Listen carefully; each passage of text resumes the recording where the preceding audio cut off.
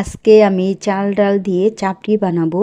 সেজন্য যে উপকরণগুলো নিয়েছি সেগুলো হলো চাল ডাল আগে থেকে ভিজিয়ে রেখেছিলাম 2-3 ঘন্টা, সেটা আমি পাটায় বেটে নিয়েছি। আর কালিজিরা নিয়েছি, আদা রসুন বেটে নিয়েছি, ধনেপাতা কুচি করে নিয়েছি, পেঁয়াজ মানে আদা ভাঙ্গা করে বেটে নিয়েছি, কাঁচামরিচ আদা ভাঙ্গা করে বেটে নিয়েছি। এগুলো এখন আমি চাল ডালের মিশ্রণের সাথে মিক্স করব। আমি পোলাওর চালের খুদ নিয়েছি, ডাল মুসুরির ডাল নিয়েছি, আর সিদ্ধ চাল নিয়েছি।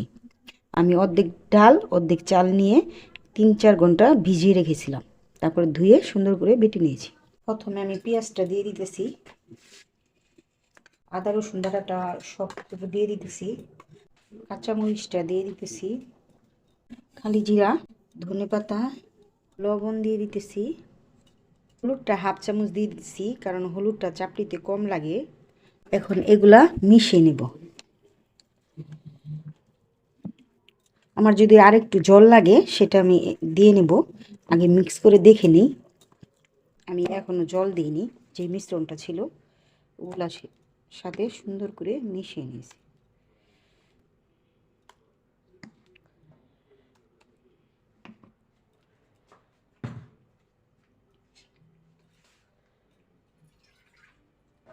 এখন অল্প পরিমাণে জল দিয়ে দিতেছি, অল্প অল্প করে দিয়ে এটা সুন্দর করে মিশিয়ে থাকবে।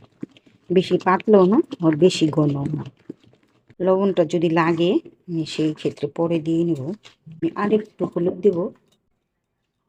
মিশ্রণটা জল দিয়ে সুন্দর করে নিয়েছি, এই যে এরকম হবে।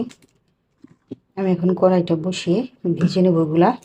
ভাজার পর যদি জল লাগে সেক্ষেত্রে আমি আরেকটু পরে দিই, কিন্তু প্রথম অবস্থায় বেশি দিলে হবে না চাপড়ি।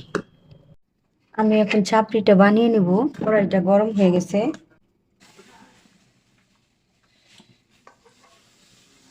আমি হাতাটা দিয়ে ঘুরিয়ে ঘুরিয়ে দিব। আমি এখন 2 সেকেন্ডের জন্য ঢেকে দেব। আমার চাপড়িটা আস্তে আস্তে 5 মিনিটের মতো হতে থাকবে। এই জাল দিলে চাপড়িটা পুড়ে যাবে, তাই জালটা মিডিয়াম আছে চাপড়িটা ভাজতে হবে। চাপড়িটা আমার হয়ে গেছে, এখন আমি এটা উঠিয়ে নেব।